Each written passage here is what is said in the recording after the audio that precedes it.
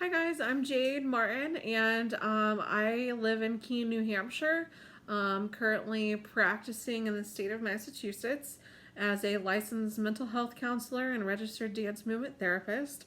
There, I'm a clinical care manager and I'm going to be managing the new CCBHC program, which is a certified comprehensive behavioral health clinic. It was a grant that we were given, and we're going to be able to provide various groups and opportunities for people regardless of their insurance requirements, and insurance will not be a barrier for us in that way.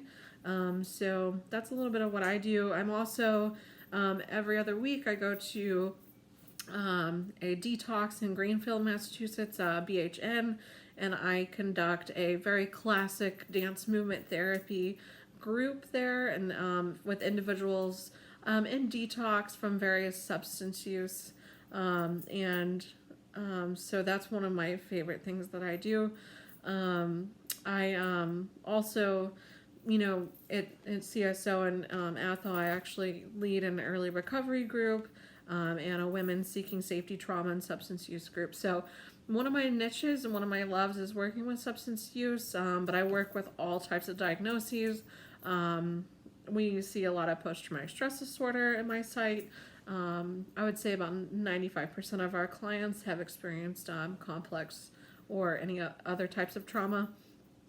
Um, so, and I got my master's at Antioch, so I'm an alumni. But That's enough about me. I do have a couple of objectives for the class.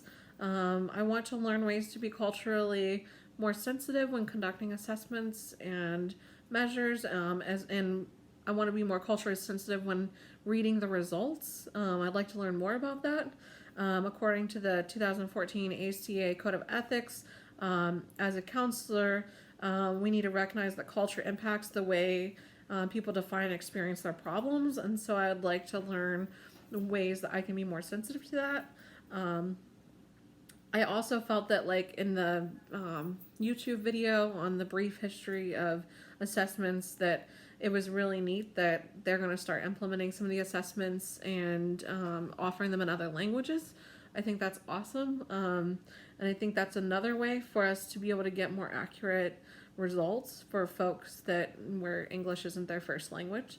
I also want to learn ways to ensure that implementing I want to learn how to identify how to tell if a test or measure I'm using is valid and reliable. Um, so that's another one of my goals.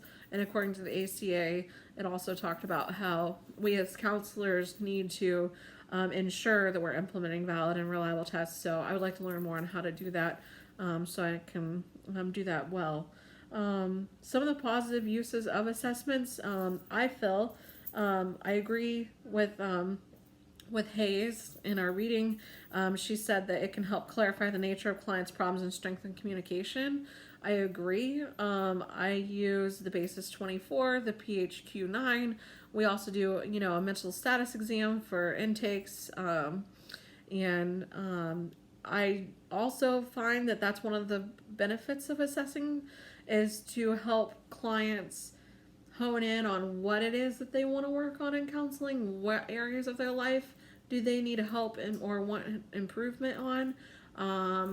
I also do find in my work that it does help us be able to communicate with one another and start that dialogue, because oftentimes for our clients it can be really difficult for them to even verbalize like what they need help with, or like what areas of their life they're struggling in. And so assessing them does allow us to start that dialogue in a sensitive way.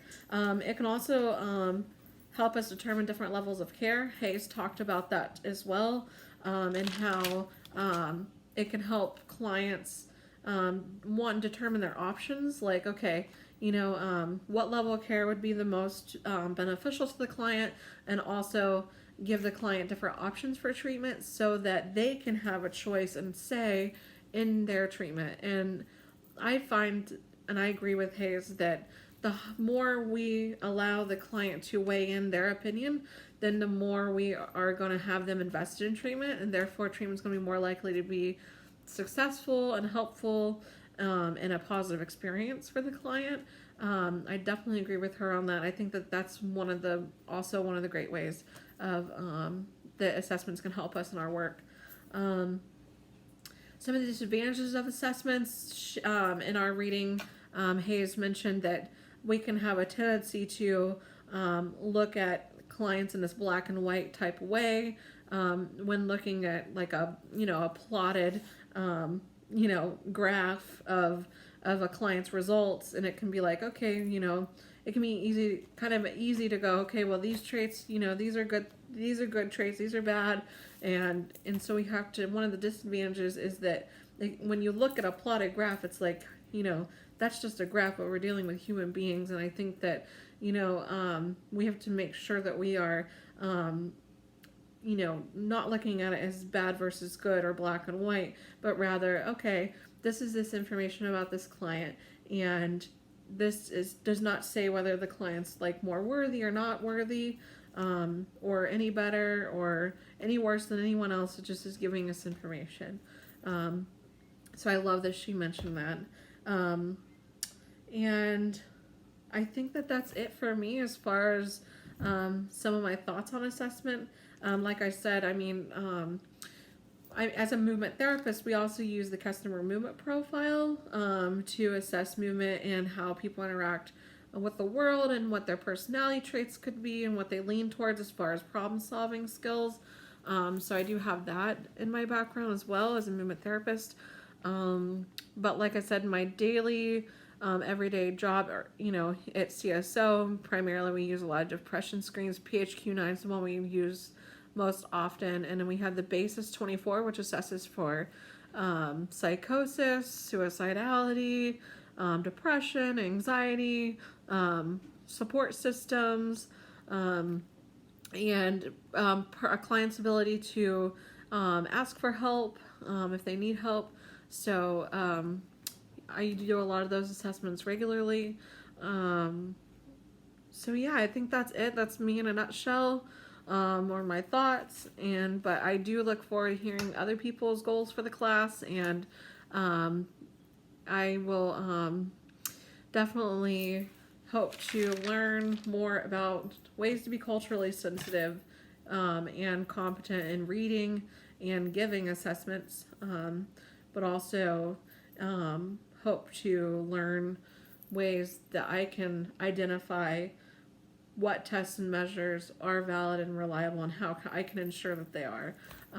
So thank you guys, and I look forward to the class.